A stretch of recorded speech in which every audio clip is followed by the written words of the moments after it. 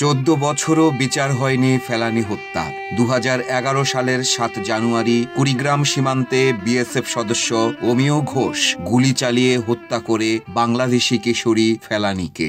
শুধু ফেলানী নয়, 15 বছরে সীমান্তে 6 শতাধিক হত্যার একটিরও বিচার হয়নি। মঙ্গলবার 7 জানুয়ারি ফেলানী হত্যার 14 বছর পূর্তিতে দেশের বিভিন্ন রাজনৈতিক দল, সামাজিক সংগঠন ও মানবাধিকার সংগঠন নানা কর্মসূচি নিয়েছে। ঢাকা বিশ্ববিদ্যালয়ের শিক্ষার্থীরা ফেলানী হত্যার বিচারের দাবিতে রাজু ভাস্কর্যের সামনে বিক্ষোভ সমাবেশ করেছে।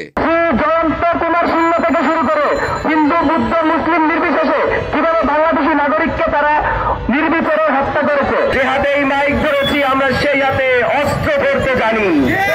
ভারতকে বলে দিতে চাই, যদি পুনরায় বাংলাদেশের প্রতি তোমরা আগ্রাসনের মনোভাব নিয়ে আসো, সেটা রুখে দিতে আমরা সবাই বদ্ধপরিকর। এখন পর্যন্ত সীমান্তে যতজন শহীদ হয়েছে, সেই প্রত্যেক শহীদের প্রতীক হিসেবে ফেলানী বাংলাদেশের ইতিহাসে অমর হয়ে থাকবে। 2011 সালের 7 জানুয়ারি 14 বছর আগে চোখের সামনে ছটফট করে মেয়েকে মরতে দেখেছেন মা। ফেলানীর সেই মৃত্যু যন্ত্রণা আজও তাড়িয়ে বেড়ায় তাকে। ফেলানীর মা জাহানারা বেগম জানিয়েছিলেন, 3 ঘন্টা পানির জন্য চিৎকার করেছিল ফেলানী, তবে তিনি মা হয়ে তার মেয়ের পাশে যেতে পারেননি। দীর্ঘ 4.5 ঘন্টা কাঁটা তারে ঝুলেছিল তার মরদেহ।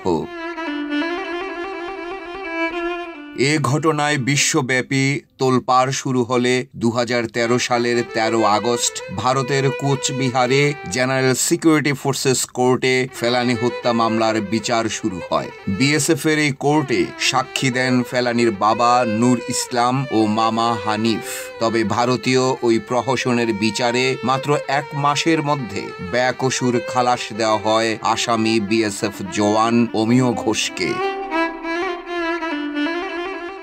বাদীপক্ষের নারাজিতে 2014 সালে ফের শুরু হয় বিচার। তাতেও সাজা হয়নি আসামির। 2015 সালে ফেলানীর পরিবারের পক্ষে সে দেশের সুপ্রিম কোর্টে রিট করে মানবাধিকার সুরক্ষা মঞ্চ। এরপর দফায় দফায় পেছাতে থাকে শুনানির তারিখ। ফলে ফেলানী হত্যার 14 বছর পরও বিচার পায়নি ফেলানীর পরিবার। সবাই মিলে গুলি করার পরও ধরার পরও তাকে কি করছে না করছে সঠিক রকম পাইনি। তারপরেও তাকে কি কাটাতরে ঝুলিয়া নির্মমভাবে কষ্ট করে কিভাবে তানসানা দিয়ে 5 ঘন্টা ঝুলিয়া তাকে কিভাবে কষ্ট দিয়ে মারছে। আমি এর বাদে আমি সরকার থাকতে কত বিচারের জন্য কত কি করছি, কান্দাকাটি করছি, আমার বিচার হোক, কিন্তু আমি সরকার কোনোদিন আমার কথা শুনে না, বিচার করে না, আর আমাকে চাপের মুখে রাখছে। আমাকে কোনো কেউ সাথে কথা বলতে দেয় নাই। ফেলানীর বাবা নুরুল ইসলাম নতুন সরকার অর্থাৎ অন্তর্বর্তী সরকারকে এই মামলাটি দেখভাল করে সুষ্ঠু বিচার নিশ্চিত করার আহ্বান জানিয়েছেন। এদিকে আইন ও সালিশ কেন্দ্রের বছরওয়ারি হিসাবে গত 15 বছরে সীমান্তে 6 শতাধিক মানুষ হত্যা করেছে বিএসএফ। আহত ও পঙ্গু হয়েছে 750 মানুষ। এসব ঘটনার একটিরও বিচার হয়নি। বাংলাদেশের স্বাধীনতার পর 1972 থেকে 2024 ডিসেম্বর পর্যন্ত 52 বছরে ভারতীয় সীমান্তরক্ষী বাহিনী বিএসএফ এর হাতে নিহত হয়েছেন 3000-এরও বেশি বাংলাদেশি। আইন ও সালিশ কেন্দ্র, অধিকার ও বিভিন্ন আন্তর্জাতিক মানবাধিকার সংস্থার বিভিন্ন প্রকাশনা থেকে এ তথ্য পাওয়া গেছে। আমরা দেখেছি যে ফেলানী হত্যার পরে এতগুলো বছর হয়ে গেল, প্রায় 14টা বছর হয়ে গেল, এখন পর্যন্ত কিন্তু ফেলানীর যে হত্যার যে মামলা, এটা নিয়ে কিন্তু আসলে খুব বেশি কোনো অগ্রগতি কিন্তু আসলে হয় নাই। এই 2টা ঘটনাতেই আপনার ভারতের যে আসলে উগ্রবাদী হিন্দুত্ববাদ, বাংলাদেশের জনগণের বিপক্ষের একটা এবং ভারতের জনগণের বিপক্ষের একটা যে সরকার ছিল, এই ভারত সরকারের ইনভলভমেন্ট কিন্তু খুব স্পষ্ট আমাদের কাছে।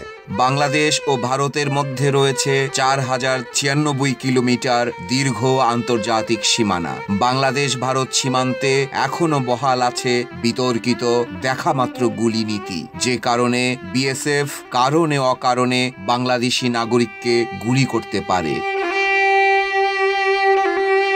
ফেলানী হত্যাকাণ্ডের পর ব্যাপক বিক্ষোভ হয় বাংলাদেশে। বিশ্ব জুড়ে প্রতিবাদের ঝড় ওঠে। ফেলানীর পর নীরবে ঝরে গেছে আরো অসংখ্য প্রাণ। প্রায় প্রতিদিনই কোনো না কোনো সীমান্তে ঘটছে হতাহতের ঘটনা। এমনকি গত এক সপ্তাহেও একাধিক সীমান্ত হত্যার ঘটনা ঘটেছে। কেউ জানে না এর শেষ কোথায়।